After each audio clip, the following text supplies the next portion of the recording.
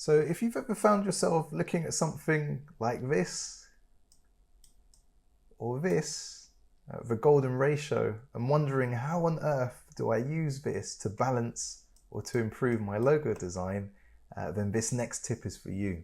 This tip is all about balancing, and although there's a reason we're designing logos and not machines or AI, we want to optically balance things. This can give you a really good starting point, if not make the final decision for you. So what tools do we use to balance logos? Well, you may have seen this before.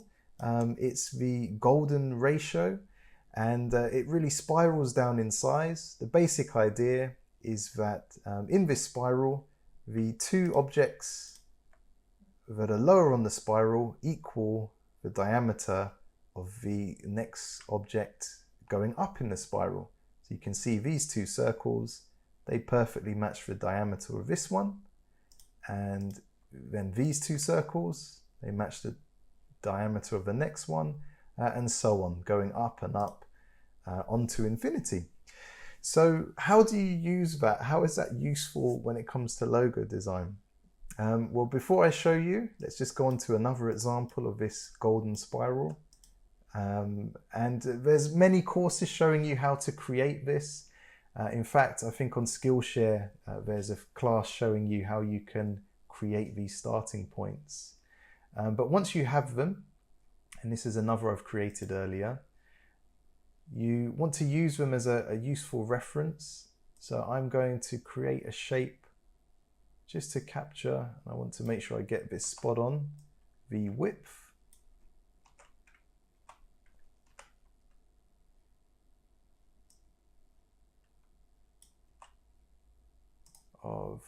I'll use 3 segments.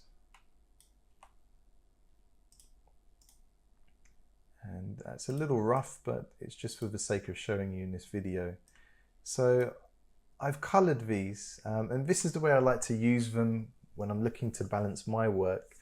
You can copy and paste these objects, maybe save a document, call it balancing, and then you can always cut and paste these as a reference into your work. Now, how do we use these as a reference? Well, if I head along to the next artboard, you'll see a logo I created earlier, and the general idea is that aligning things, it could be spacing, it could be weight, to this golden ratio, it creates something that's more visually pleasing. So I'll show you how that might work with the relationship these elements have with each other. So it's sometimes known as the rule of thirds. It's not quite a third. If I take this smallest segment and I duplicate it 3 times in a row, let's do it like that so you can see it. You'll notice it doesn't quite equal that larger shape. So each segment is almost a third, but not quite. You could, if you want to just do this quickly, you could work with thirds, but we've taken the time to create this with a golden ratio, so let's use it. And you'll notice if I take these segments, and what I'm going to do is position them in such a way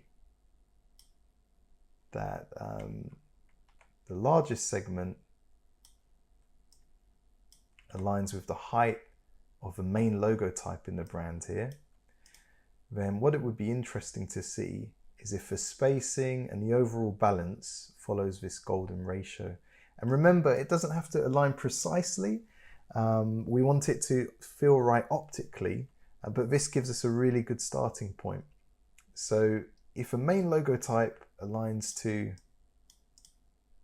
the height of this segment here, if I duplicate down the next segment,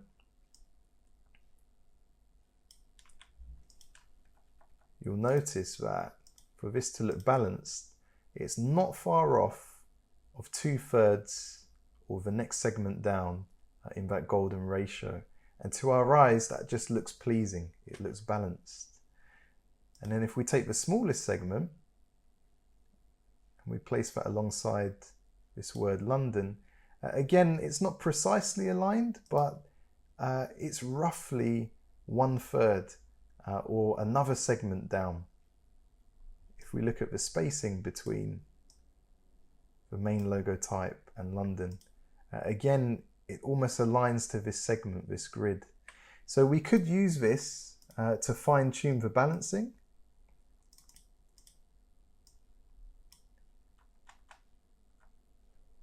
I could align that so that the spacing for London is exactly one segment. And then if I really wanted, I could even transform the word London. I'll have to recenter this so that it's precisely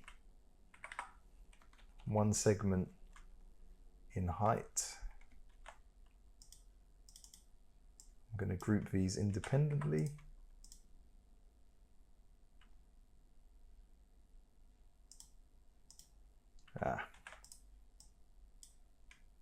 There we are, and there we are. Just so I can center align that. And if we remove these guidelines,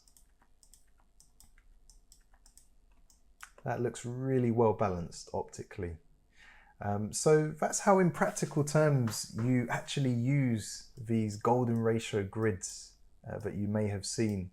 And by creating those little colored segment guides, it's a really quick and easy way to drag it into different positions in your artwork. And as I say, I would trust your instincts and your eye, but to perhaps create the initial layout, the relationship in size, the spacing, it's a really good way to go. I'll show you another tip when it comes to balancing. And again, we're looking at the same brand here. And this is when it comes to kerning between your letters, particularly in logo type, which is an all-important part of a logo. So again, I'm using this color system. All of the shapes I've created that are this gray color, they have the exact same width. And I've just positioned them in the spacing between the letters so that you can see here, I've actually ignored the geometric spacing, and I've put this little colored marker where there's some optical compensation required. Now that's because if you look at the logo, although between the top of the T and the E, there's quite a small space, there's a massive gap at the bottom because the profile of the T opens right up, and we get the same here between the T and the R. We also, to a lesser extent, get it because of this curve at the top of the R and the O, and between the O and the L. So when you're thinking about kerning, and again, this is just a quick tip, I'm not teaching a class on kerning, but this is the way I kind of quickly drag these colored shapes in to help me with the optical balancing. It's just a quick, easy reference. Drag these into place and you're able to compare like for like. So in the spaces where I've noted that I need to compensate, I'm just ignoring by a little the geometric spacing, but in other places I'm honoring it. So another helpful guide, just a little trick you can use in Illustrator, using these color-coded objects to help you balance things. And you can see when we look at the end result, it feels really nice, really well balanced to the eye. So another example, here we've got a brand mark. I'll show you the end result for this brand, Highbridge. And just looking at the brand mark here, well, how could we use the rule of thirds or the golden ratio to kind of help us with the way this is balanced?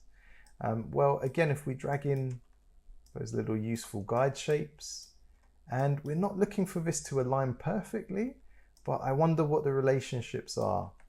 If we expand this so that it matches the scale,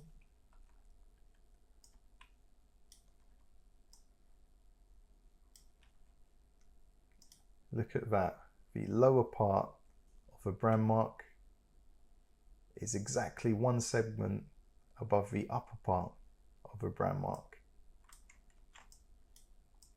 which is what causes it to feel so well balanced. If we rotate this the other way,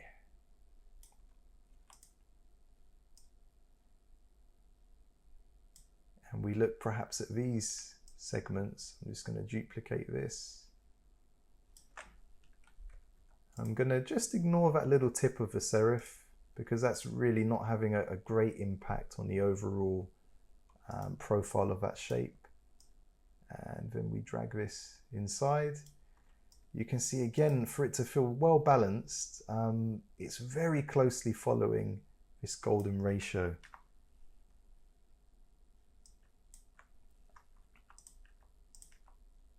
So when you're creating something like this, it could be any kind of brand mark, shape, type, object.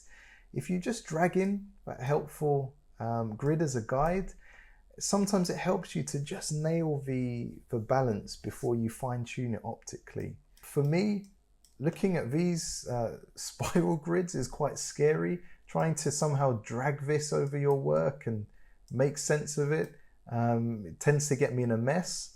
But by using that tip, if you just color code just a few of these segments, so you've got the diameter there, you can drag and you can position that over your work, and it really is a useful, effective guide. And the same when you're looking at spacing. When I'm looking at compensating optically, it's really helpful to just color code things and make a visual note of the places I need to compensate. So I hope you find that tip as helpful and as time-saving as I have.